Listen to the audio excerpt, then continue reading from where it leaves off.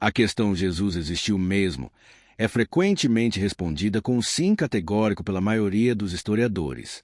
Hoje, não vamos discutir a divindade de Jesus, mas sim a sua existência como um homem de carne e osso que caminhou pelas estradas empoeiradas da Judéia há 2000 anos. Usaremos a lente da ciência histórica e arqueológica para apresentar 7 provas concretas. Vamos à primeira prova. Prova 1. As fontes não cristãs Tácito e Joséfo. A primeira e fundamental prova vem de fora da Bíblia. Se a única menção a Jesus estivesse em textos cristãos, poderíamos argumentar que foram criados por seguidores para validar sua fé. Mas não é o caso. Temos o historiador romano Tácito, que escreveu por volta de 116 depois de Cristo. Em sua obra Anais, ele descreve o grande incêndio de Roma e a perseguição dos cristãos por Nero. Tácito menciona explicitamente Cristo, Christus, de quem o nome cristão se originou, e afirma que ele foi executado sob o governo de Pôncio Pilatos. Tácito era um historiador respeitado, não um cristão, e seu relato serve como uma fonte histórica crucial e neutra que confirma a existência, a crucificação e a rápida disseminação do movimento cristão. Outra fonte vital é Flávio Joséfo, um historiador judeu. Em Antiguidades Judaicas, Joséfo menciona Tiago, o irmão de Jesus, e faz referência ao próprio Jesus. Prova 2. A multiplicidade de fontes bíblicas. Nossa segunda prova reside na riqueza e na diversidade das fontes bíblicas. Não temos apenas um relato da vida de Jesus, mas 4 evangelhos canônicos, Mateus, Marcos, Lucas e João, escritos de perspectivas diferentes e para públicos distintos. Além dos evangelhos, temos as cartas do apóstolo Paulo, escritas antes dos evangelhos, algumas apenas 20 a 30 anos após a crucificação. Paulo raramente se encontrou com Jesus pessoalmente, mas ele escreve sobre Tiago, o irmão de Jesus, sobre a ceia do Senhor, a crucificação e a ressurreição, tratando-os como fatos estabelecidos dentro da comunidade cristã primitiva. A existência de múltiplas fontes independentes, mesmo dentro do Novo Testamento, fornece um teste de verificação cruzada para os historiadores. Elas concordam nos pontos centrais. Jesus era um mestre, fazia milagres, ou atos poderosos, como os historiadores preferem chamar. Foi crucificado e seus seguidores acreditavam que ele havia ressuscitado. Essa consistência em fontes variadas reforça a base histórica de sua vida. Prova 3. A velocidade incomum da propagação do cristianismo. A terceira prova é um argumento sociológico e histórico, a rapidez impressionante com que o cristianismo se espalhou. No mundo antigo, novas religiões geralmente levavam séculos para ganhar tração. O cristianismo, no entanto, explodiu em popularidade em poucas décadas. Em menos de 100 anos após sua morte, já havia comunidades cristãs estabelecidas de Roma à Índia, do norte da África à Gália. Prova 4. A arqueologia do contexto. A quarta prova nos leva ao chão, literalmente. A arqueologia não encontra o DNA de Jesus, mas confirma o mundo em que ele viveu, o que valida os relatos evangélicos. A arqueologia nos dá o contexto.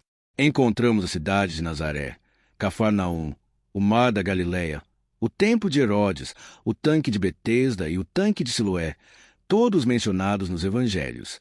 Placas de rua, moedas com a efígie de Pôncio Pilatos, tudo isso confirma a geografia e a política da época. Em 1990, uma ossada foi encontrada em um ossuário, uma caixa de ossos, com a inscrição Caifás, filho de José. Este era o nome do sumo sacerdote que presidiu o julgamento de Jesus, de acordo com o Evangelho de João e Joséfo. A arqueologia torna o cenário dos evangelhos tangível e real, reforçando a crença de que os eventos ali descritos ocorreram em locais reais, com pessoas reais. Prova 5. O critério de embaraço. Nossa quinta prova é fascinante para os historiadores. Chamamos de critério de embaraço. Historiadores argumentam que, se uma história embaraçosa ou difícil de explicar é incluída nas fontes, ela provavelmente é verdadeira. Porque um autor inventaria algo que o faria parecer mal? Os evangelhos contêm vários embaraços. 1. O batismo por João Batista. Se Jesus era o Messias sem pecado, por que precisava ser batizado para perdão dos pecados? 2. A negação de Pedro, o líder dos apóstolos, a rocha da igreja, nega Jesus 3 vezes. Isso é um grande constrangimento para a liderança da igreja primitiva. 3. A fuga dos discípulos. Quase todos os seguidores de Jesus abandonam durante a prisão e crucificação. 4. Mulheres como primeiras testemunhas da ressurreição. Naquela cultura patriarcal, o testemunho de uma mulher não tinha peso legal. Se os evangelhos fossem uma invenção, os autores teriam feito homens importantes serem as primeiras testemunhas para dar mais credibilidade. O fato de os autores incluírem esses detalhes constrangedores sugere fortemente que eles estavam reportando eventos que realmente aconteceram, mesmo que fossem difíceis de explicar ou prejudiciais à imagem idealizada que buscavam passar. Prova 6. A transformação dos discípulos. A sexta prova é a transformação radical e inexplicável dos discípulos. Os evangelhos o descrevem como homens amedrontados, que se esconderam e fugiram após a prisão de Jesus. No entanto, poucas semanas depois, esses mesmos homens saíram pregando corajosamente em Jerusalém, a cidade onde Jesus havia sido crucificado. Algo monumental deve ter acontecido para transformar covardes em mártires dispostos a enfrentar a morte. Os historiadores apontam para a crença inabalável na ressurreição como catalisador dessa mudança. Independentemente de acreditarmos na ressurreição em si, a crença fervorosa nela é um fato histórico que transformou o mundo e é uma prova poderosa de que os discípulos estavam convencidos de terem testemunhado algo extraordinário envolvendo a figura real de Jesus.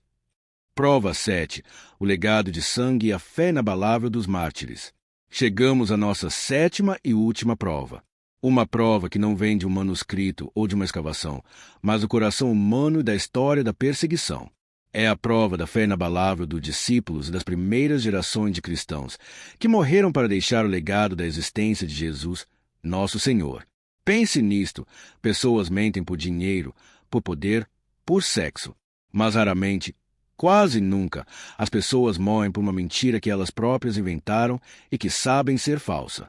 Os apóstolos e milhares de cristãos primitivos enfrentaram prisões, torturas horríveis e mortes brutais, crucificação de Pedro, decapitação de Paulo, a morte de Tiago.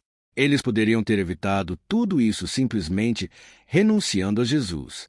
Mas eles não o fizeram. Eles tinham uma convicção interna tão profunda da existência de Jesus e de sua ressurreição, que a morte física era preferível à negação de sua fé. Eles não estavam defendendo uma filosofia abstrata ou um mito de fadas. Eles estavam defendendo a realidade de um homem que eles conheceram, ou cujos seguidores imediatos eles conheceram. Esse legado de sacrifício e martírio é o testemunho final da existência real de Jesus. A fé dele se tornou a base para o mundo que vivemos hoje. Em resumo, a história e a ciência nos dão razões robustas para afirmar que Jesus de Nazaré foi uma figura histórica real e impactante. As evidências são vastas e a discussão acadêmica se concentra no quem ele era, e não se ele existiu. Obrigado por nos acompanhar nesta jornada pela história. Não se esqueça de curtir, compartilhar e se inscrever para mais conteúdos como este. Até a próxima!